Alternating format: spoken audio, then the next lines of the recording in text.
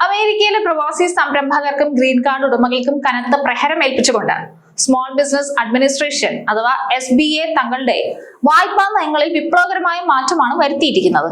America first എന്ന സാമ്പത്തിക നയത്തിന്റെ ഭാഗമായി ഇനി മുതൽ അമേരിക്കൻ പൗരത്വം ഇല്ലാത്തവർക്ക് സർക്കാർ ഗ്യാരണ്ടിയുള്ള വായ്പകൾ ലഭിക്കില്ല. ഗ്രീൻ കാർഡ് ഉടമകളെ പോലും പൂർണ്ണമായും ഒഴിവാക്കിക്കൊണ്ടുള്ള ഈ ഉത്തരവ് ചെറുകിട ബിസിനസ് മേഖലയിൽ വലിയ ആശങ്കയാണ് ഉണ്ടാക്കുന്നത്.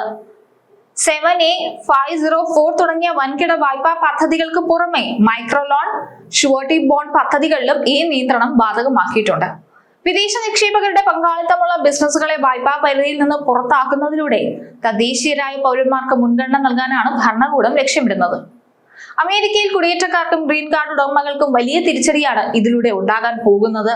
നമുക്കറിയാം, ഒരുപാട് പേര് ലോണിനെ ആശ്രയിച്ചാണ് പല കാര്യങ്ങളും ചെയ്യുന്നത്. ബിസിനസ്സിലായിക്കോട്ടെ അല്ലെങ്കിൽ പഠിക്കുന്ന കാര്യത്തിലായിക്കോട്ടെ ലോൺ എടുത്താണ് പലരും ഇതെല്ലാം ചെയ്ത് മുന്നേറുന്നത്. അപ്പം ലോൺ കിട്ടാതിരിക്കുമ്പോൾ ഇത്തരം കാര്യങ്ങളിലെല്ലാം സ്വാഭാവികമായിട്ടും തടസ്സം വരും. വിദേശികളെയും ഗ്രീൻ കാർഡ് ഉടമകളെയും സർക്കാർ ഗ്യാരണ്ടിയുള്ള ഈ വായ്പകളിൽ നിന്ന് പൂർണ്ണമായും ഒഴിവാക്കുന്ന പുതിയ ഉത്തരവ് SBA പുറത്തിറക്കി. പുതിയ പരിഷ്കാരം അനുസരിച്ച് അമേരിക്കൻ പൗരത്വമില്ലാത്ത ആർക്കും ഇനി മുതൽ SBA വായ്പകൾക്ക് അർഹതയുണ്ടാകില്ല എന്ന് ചുരുക്കം. പ്രസിഡന്റ് ഡൊണാൾഡ് ട്രംപിന്റെ അമേരിക്ക ഫസ്റ്റ് എന്ന സാമ്പത്തിക നയത്തിന്റെ ഭാഗമായിട്ടാണ് ഈ കാട്ടിക്കൂട്ടലുകളെല്ലാം. ഈ മാസത്തിന്റെ തുടക്കത്തിൽ SBAയുടെ പ്രധാന വായ്പാ പദ്ധതികളായ 7A 504 എന്നിവയിൽ വരുത്തിയ മാറ്റങ്ങൾക്ക് പിന്നാലെയാണ് ഇപ്പോൾ മൈക്രോ ലോൺ, ഷുവർട്ടി ബോണ്ട് പദ്ധതികളിലും നിയന്ത്രണം ഏർപ്പെടുത്തിയിരിക്കുന്നത്. പുതിയ നിയമപ്രകാരം വായ്പയ്ക്ക് അപേക്ഷിക്കുന്ന ബിസിനസിന്റെ ഉടമസ്ഥാവകാശത്തിൽ വിദേശികൾക്ക് ഏതെങ്കിലും തരത്തിൽ പങ്കാളിത്തമുണ്ടെങ്കിൽ ആ അപേക്ഷ നിരസിക്കപ്പെടും. വിദേശികളെ സംബന്ധിച്ചിടത്തോളം ഇത് വലിയ തിരിച്ചടിയാണ് ഉണ്ടായിരിക്കുന്നത്. ബിസിനസ് ഉടമകൾ നിർബന്ധമായും അമേരിക്കൻ പൗരന്മാരോ US നാഷണലുകളോ ആയിരിക്കണമെന്നും അവരുടെ സ്ഥിരതാമസം അമേരിക്കയിലോ അതിന്റെ അധീനതയിലുള്ള പ്രദേശങ്ങളിലോ ആയിരിക്കണമെന്നും നിയമം പറയുന്നുണ്ട്. നേരത്തെ ഒരു ബിസിനസിന്റെ 51% ഉടമസ്ഥാവകാശം അമേരിക്കൻ പൗരന്മാരുടെയോ ഗ്രീൻ കാർഡ് ഉടമകളുടെയോ കൈവശമാണെങ്കിൽ വായ്പ ലഭിക്കുമായിരുന്നു. ആ അവസ്ഥയ്ക്കാണ് ഇപ്പോൾ മാറ്റം വന്നിരിക്കുന്നത്. എന്നാൽ ഇപ്പോൾ ബിസിനസ്സിൽ 1% പോലും വിദേശ പൗരന്മാർക്ക് പങ്കാളിത്തമുണ്ടെങ്കിൽ ആ സ്ഥാപനത്തിന് വായ്പ ലഭിക്കില്ല.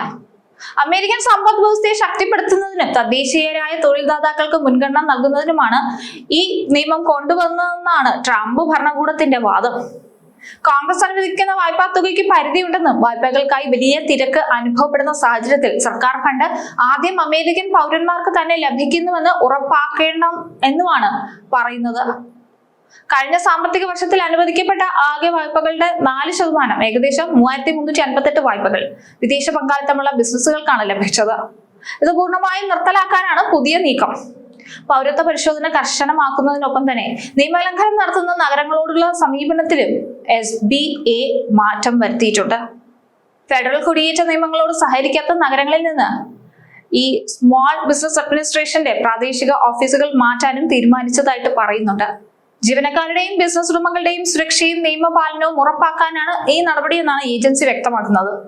വായ്പാ വിതരണത്തിലെ മാറ്റം സംബന്ധിച്ച പുതിയ ഉത്തരവ് ഗസറ്റിൽ പ്രസിദ്ധീകരിച്ച് 30 ദിവസത്തിനുള്ളിൽ പ്രാബല്യത്തിൽ വരും. ഈ കാലയളവിനുള്ളിൽ പുതിയ അപേക്ഷകർ പൗരത്വവുമായി ബന്ധപ്പെട്ട പുതിയ മാനദണ്ഡങ്ങൾ പാലിക്കുന്നുണ്ടെന്ന് ഉറപ്പാക്കേണ്ടതുണ്ട്. വരാനിരിക്കുന്ന തെരഞ്ഞെടുപ്പ് മുന്നിൽ കണ്ട് അമേരിക്കൻ തൊഴിൽ മേഖലയെ സംരക്ഷിക്കുക എന്ന ലക്ഷ്യത്തോടെയാണ് ഭരണകൂടം ഈ തീരുമാനങ്ങൾ വേഗത്തിൽ നടപ്പിലാക്കുന്നതെന്നാണ് വിലയിരുത്തപ്പെടുന്നത്. അമേരിക്കൻ സമ്പദ് വ്യവസ്ഥയെ പുനർനിർമ്മിക്കാനുള്ള ട്രംപ് ഭരണകൂടത്തിന്റെ നീക്കങ്ങൾ പ്രവാസി ബിസിനസ് സമൂഹത്തിന് വലിയ വെല്ലുവിളിയാണ് ഉയർത്തുന്നത്. വായ്പകൾക്കായി അമേരിക്കൻ പൗരന്മാർക്ക് മാത്രം മുൻഗണന നൽകുന്നതിലൂടെ വിദേശ പങ്കാളിത്തമുള്ള ആയിരക്കണക്കിന് സ്ഥാപനങ്ങളുടെ നിലനിൽപ്പ് അപകടത്തിലാവും.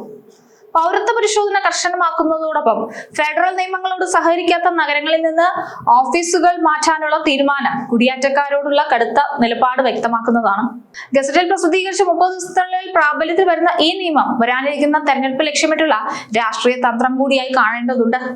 അമേരിക്ക സ്വപ്നം കണ്ട് ബിസിനസ് ആരംഭിച്ച ലക്ഷക്കണക്കിന് ആളുകൾക്ക് ഈ പരിഷ്കാരം വലിയ തിരിച്ചടിയാകുമെന്നതിൽ ഒരു സംശയവും വേണ്ട.